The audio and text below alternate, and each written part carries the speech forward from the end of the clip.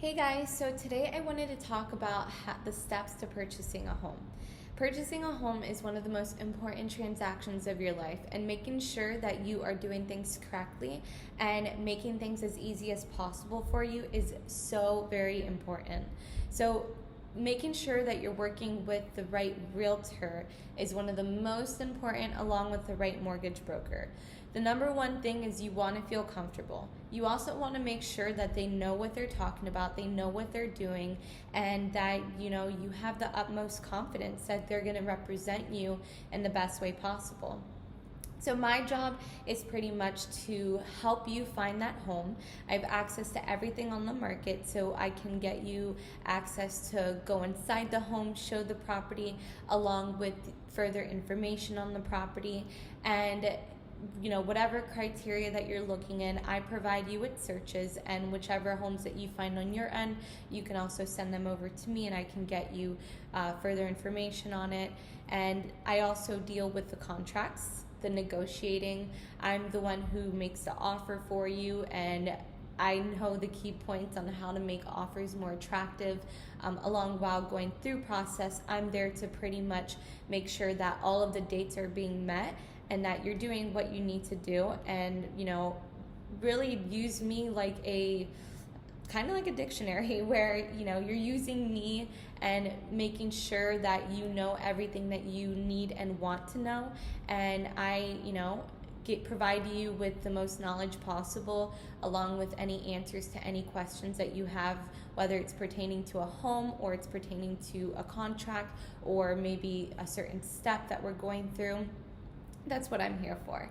And if you are financing, then your mortgage broker is basically the person that's going to be dealing with your financials. They're going to be really going deep into your financial history, along with your credit history, and making sure that pretty much they put you through a system, and the system will tell them if you are pre-approved or not through the certain lending guidelines. So when it comes to applying for a mortgage, it's actually fairly easy. You just speak to a mortgage broker, and when you speak to that mortgage broker, once they run your credit score and look at your financials, they'll be able to pretty much tell you whether now is a good time, a certain amount that you do get qualified for or can qualify for. And also they'll prep you. Let's say maybe it's something more for the future, or you just have questions. They will happily prep you and continue to follow up and make sure that they're providing you with as much knowledge as possible as well. Because honestly, it is important for you to know what is going on and to understand what you are doing, what you are signing, what you are going through. And it just makes the process much easier for you.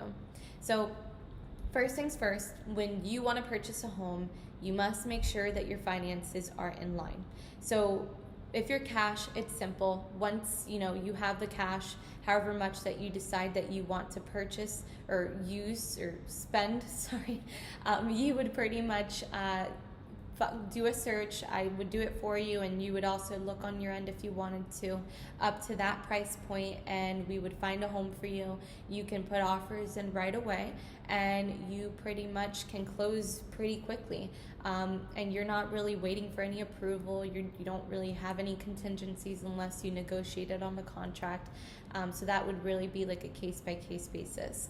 But when it comes to actually financing, that's when things can get a little bit complicated, because you are borrowing money, and the lender has the ultimate say, or I should say the underwriter has the ultimate say whether you can get approved or not.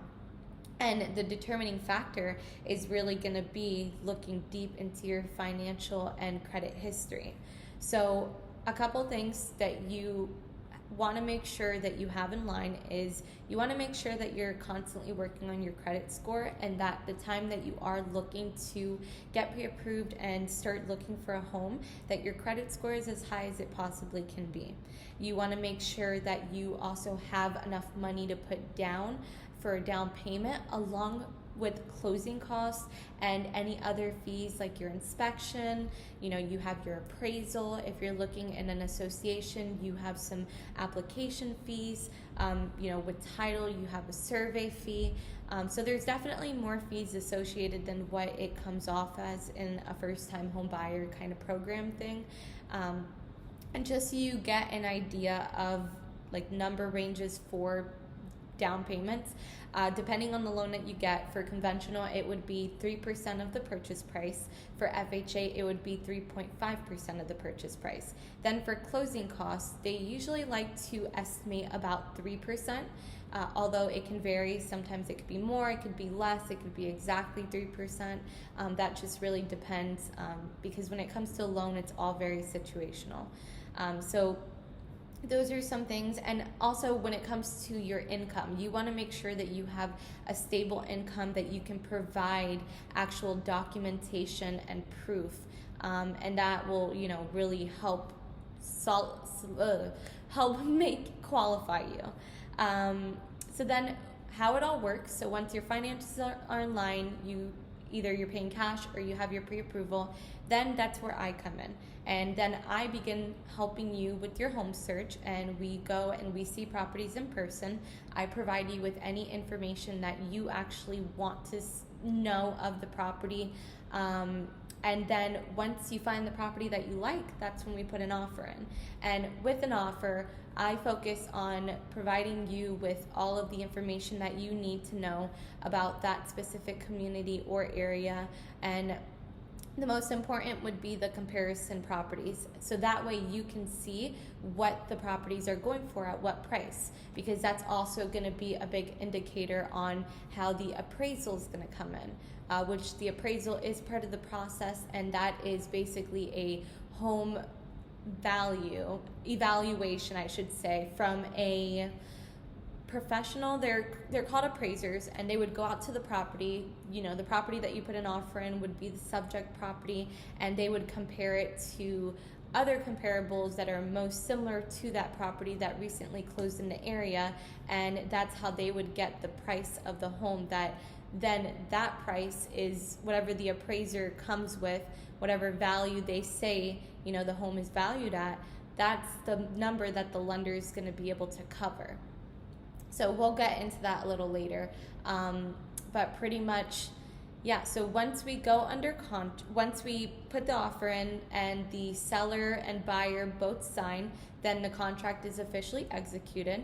And then as you're into your first few days of the contract, you have your inspection period. So your inspection period is your first few days that you have to actually do your due diligence and to get any inspections that you need and any information that you want on the property, and that you can really, if you might get cold feet, or if the property doesn't work, or there's too many repairs, maybe there's termites, who knows, there's always something, it's always unpredictable.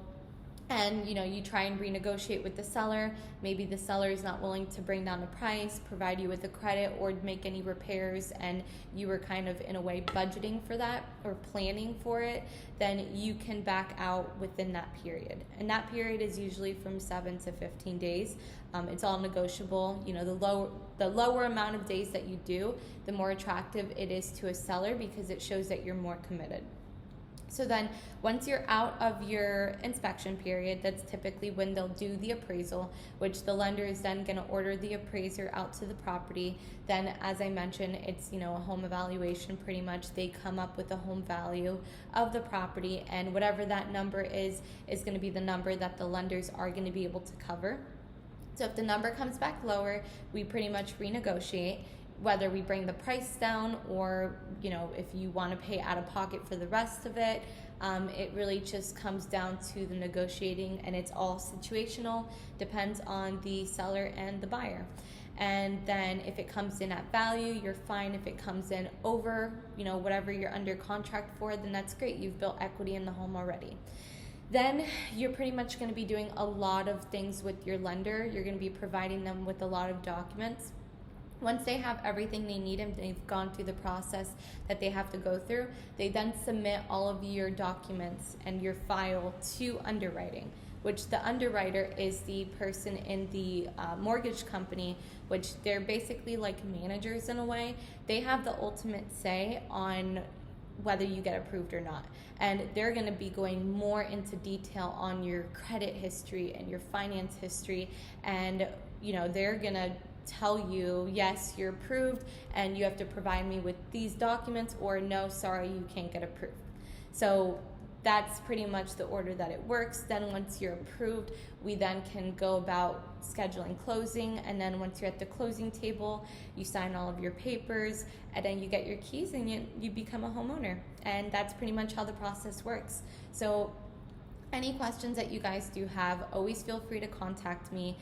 As I said, it's very, very important to make sure that you're doing everything that you can to be prepared, that you're not to be knowledgeable, and that you're also working with the right people.